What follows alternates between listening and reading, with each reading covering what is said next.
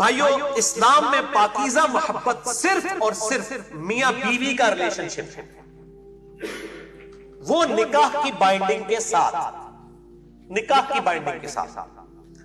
اسلام میں یہ منگیتر کا کنسیپٹ اس اعتبار سے کوئی نہیں ہے کہ کسی کا رشتہ طے ہوا ہے، ابھی نکاح نہیں ہوا تو وہ فری آپس میں گپ شپ شروع کر دیں، اور اگر منکوحہ بھی ہو، نکاح بھی ہو چکا ہو، تب بھی وہ علیحدگی میں نہیں مل سکتے۔ اور لوگ مجھے اکثر ای میل کر رہے ہوتے ہیں جی کیوں نہیں مل سکتے جی، میاں بیوی ہیں۔ میرے بھائیو یہ میاں بیوی ہیں، علیحدگی میں کوئی کام ڈال بیٹھے ہیں، کل کو منگیتروں کی بھی منگنیاں ٹوٹ جاتی ہیں، اور کل کو وہ مرد اسی عورت کے اوپر الزام لگا دے کہ جی اس کے ساتھ جو معاملہ ہوا ہے میرا کوئی لینا دینا نہیں ہے۔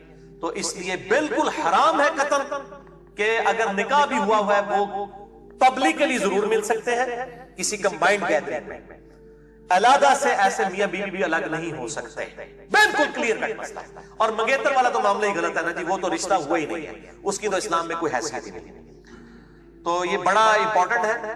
باقی اب آپ گرل فرینڈ اور بوائے فرینڈ والا معاملہ یہ تو بالکل ہی جھوٹ ہے۔ اسی طریقے سے یہ پاکیزہ محبت کا بھی ایک کنسیپٹ ہے جی، وہ ہیر رانجھا اور جی لیلا مجنو اور سسی پنو اور مرزا صاحبہ، ٹھیک ہے نا جی، یہ سارے کے سارے میرے بھائی یہ ساری کتابیں اور یہ شاعروں کی باتیں، اسلام میں اس کی کوئی حیثیت نہیں ہے، نہ کوئی پاکیزہ محبت ہوتی ہے۔ مرد و عورت کے درمیان جب وہ غیر محرم ہوں گے تو سیکس کے پوائنٹ آف ویو سے صرف اور صرف رشتہ جو ہے وہ میاں بیوی کا لاء ہے، نکاح کی بائنڈنگ کے ساتھ، اس کے علاوہ کسی چیز کی اسلام میں کوئی حیثیت نہیں۔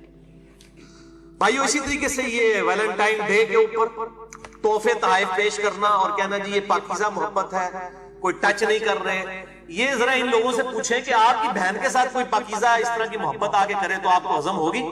جو دوسروں کی لڑکیوں کے ساتھ آپ یہ معاملات کرتے ہیں تو یہ بالکل بے شرمی پہ مبنی ہے، اس کی اسلام میں کوئی حیثیت نہیں ہے۔ میں نے اس لیے مسئلہ نمبر 106 ریکارڈ کروایا ہے، تقریباً 30 سے 35 منٹ کی گفتگو ہے۔ کالجز اور یونیورسٹیز کے لڑکے اور لڑکیوں کی ڈیٹس پہ ملاقاتیں، اور یہ اسی اعتبار سے یہ سارے ایشوز میں نے اس میں ریزالو کیے ہیں۔ اور میں اپنا ایک گولڈن کوڈ وہاں پر بھی بولا تھا، آج میں پھر ریپیٹ کرتا ہوں کہ میرے بھائیوں، as far as بے حیائی is concerned in this modern era، اس ماڈرن دور میں جہاں تک بے حیائی کا تعلق ہے، یہ اتنا بڑا فتنہ ہے کہ اس فتنے کا لاکھواں حصہ بھی صحابہ کرام یا اہل بیت علیہم الرضوان و علیہم السلام کو نہیں گزرنا پڑا۔ ان پہ اور ازمائش آئی قتال کی شکل میں، لیکن کیا صحابہ نکلتے تھے تو باہر بے پردہ عورتیں نظر آتی تھی؟ یا چوراہوں کے اوپر 20 بائی 40 فٹ کے موبائل کمپنیوں کے بیہودہ عورتوں کے بینرز نظر آتے تھے؟ یا اس زمانے میں واٹس ایپ اور یوٹیوب اور یہ اسکائپ کے ذریعے، میں ان کی پوزیٹیو چیزیں جو ہیں ان کا میں شدت سے حامی ہوں، میں نیگیٹو چیزوں کی بات کر رہا ہوں۔ یہ معاملات سے تو ان کو گزرنا ہی نہیں پڑا، یہ ازمائش تو ان کے اوپر آئی نہیں ہے، ان پہ دوسری ازمائشیں آئی قتال کی شکل میں۔ لیکن جس طریقے سے امت کو اس وقت ازمایا گیا اس بڑی ازمائش سے، یہ بہت کریٹیکل ایشو ہے، بہت ہی زیادہ، اور نوجوان نسل کا اس اعتبار سے بیڑا غرق ہو چکا ہے۔ اور میں اسی لیے بات کرتا ہوں کہ قرآن حکیم میں بھی بار بار بے حیائی کے حوالے سے اللہ تعالیٰ سٹرکٹلی ارشاد فرماتا ہے، اور آپ اپنے معاشرے میں بھی دیکھ لیں، جب بھی ہم کبھی گناہ کی بات کرتے ہیں، گناہ کا تصور لے کے آتے ہیں، پہلی چیز دماغ میں کیا آتی ہے؟ بے حیائی، سیکس، یہ نیچرل چیز۔ اور اللہ تعالیٰ نے اسی لیے بڑا سٹرکٹلی سورۃ النور میں سارے سوشل ایشوز ڈسکس کیے، اور یہ آیت میں یہاں پہ ریپیٹ کروں گا، اعوذ باللہ من الشیطان الرجیم، بسم اللہ الرحمن الرحیم۔ سورۃ النور کی آیت نمبر ہے 21، یا ایھا الذین آمنوا، اے ایمان والو، لا تتبعوا خطوات الشیطان، شیطان کے راستوں کی پیروی مت کرو۔ جو پنجابی جیسے کہتے ہیں تھیندے تھیندے تھی جاندے بندہ، جی ہم تو صرف میسیجز کرتے ہیں پاکیزہ محبت ہے، ہم تو صرف ایک دوسرے کو دیکھ لیتے ہیں پاکیزہ محبت ہے، کبھی ٹچ نہیں کیا۔ مجھے آتے ہیں فون لوگوں کے، وہ کہتے ہیں پاکیزہ محبت، تو میں تو پھر چڑھائی کر دیتا ہوں کہ پاکیزہ محبت کون سی اسلام میں ایگزسٹ کرتی ہے؟ یہ خطوات الشیطان ہے، یہ بینرز، یہ ویڈیوز، یہ ساری چیزیں۔ مت پیروی کرو ان شیطان کے راستوں کی۔ وَمَن يَتَّبِعْ خُطُوَاتِ الشَّيْطَانِ، اور جو کوئی پیروی کرے گا شیطان کے راستوں کی، فَإِنَّهُ يَأْمُرُ بِالْفَحْشَاءِ، تو بے شک شیطان تو بے حیائی کا ہی حکم دے گا، وَالْمُنکر، اور ہر برے کام۔ دیکھیں اللہ تعالیٰ نے ہر برے کام میں کیا بے حیائی نہیں آتی؟ دنیا کا ہر گناہ برا کام ہے اور بے حیائی بھی اس میں سے ایک ہے، لیکن اللہ نے اسے ڈومینیٹ کر کے پہلے نمبر پہ ذکر کیا کہ بے حیائی کا شیطان حکم دیتا ہے اور برے کاموں کا۔ اس سے آپ کو سینسٹیوٹی کا اندازہ ہو گیا۔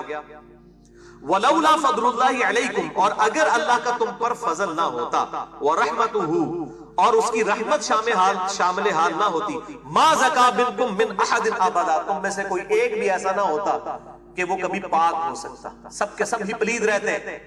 یعنی تمہاری کوشش ضرور ہے لیکن اللہ کی رحمت بھی شامل حال ہے، یہ دونوں چیزیں پیرلل میں ہیں، تو تب اللہ تعالیٰ تمہیں گناہوں سے محفوظ رکھتا ہے، بے حیائی سے بچاتا ہے۔ وَلَٰكِنَّ اللَّهَ يُزَكِّي مَن يَشَاءُ، بلکہ اللہ تعالیٰ تو پاک کر دیتا ہے جو پاک ہونا چاہے اس کو۔ ایک یہ ترجمہ بنے گا، اور دوسرا یہ کہ اللہ تعالیٰ پاک فرما دیتا ہے جس کو چاہتا ہے۔ ٹھیک ہے جی۔